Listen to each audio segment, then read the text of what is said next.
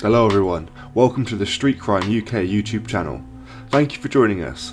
Please don't forget to like, share and subscribe for more exciting true crime content. Today we look at a former rave organiser who was dubbed the king of acid house in the 80s, who later turned to fraud and building this bizarre contraption to help him access victims' bank accounts. Tony Muldowney Colston was behind some of Britain's most infamous all-night raves 3 decades ago, before the scene was shut down due to rampant drug use. The self-styled anarcho-capitalist who uses the surname Colston Hater then became a cyber fraudster, masterminding a £1.25 million cyber bank heist, which saw him jailed for 5.5 years in 2014. But after his release from prison, the now 53-year-old soon returned to con artistry. This creating a bizarre machine from a card reader and voice altering equipment.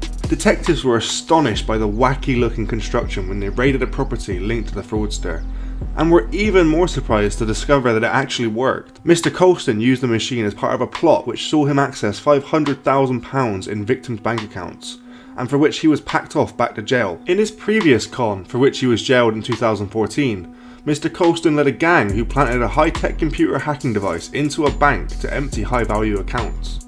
They used a keyboard video mouse or KVM device, which costs as little as £10 and is popular with suspicious partners looking to catch their cheating spouses. They used it to take control of multiple computer systems and transmit information remotely. 6 high-worth accounts were emptied, with the University of Portsmouth and the London Metropolitan University among the victims. After his release, Mr. Colston was soon back to his old ways, but this time with his homemade machine. It was used to contact victims and convince them that he was a member of the staff at the bank.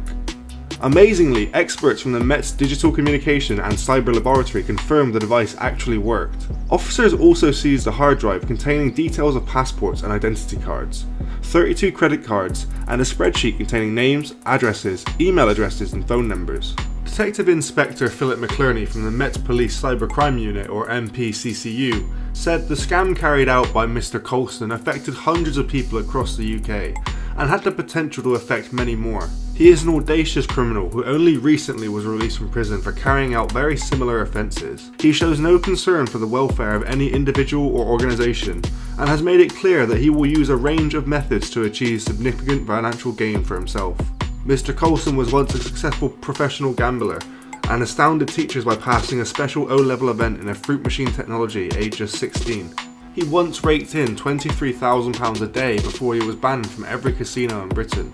Mr. Colston travelled to Hong Kong in 2003 where he set up an engineering company which produced a component for a Formula 1 car. But when he moved back to Britain to marry and start a young family, police believe he became an accomplished fraudster. Police say the weird looking device was used to alter Mr. Colston's voice to match the age and gender of a genuine customer when he contacted the banks. It also had the capability of playing pre-recorded bank messages. Mr. Colston told detectives that he created the machine to gain access to genuine customer accounts and spirit away cash. Scotland Yard's Digital Communications and Cyber Laboratory confirmed that the machine did what Mr. Colston said it did. Incredibly, Mr. Colston used a similar system to fox police during his rave organising days. Rave goers would ring a phone number, at which point a recorded message on an answering machine would give them random locations around the M25.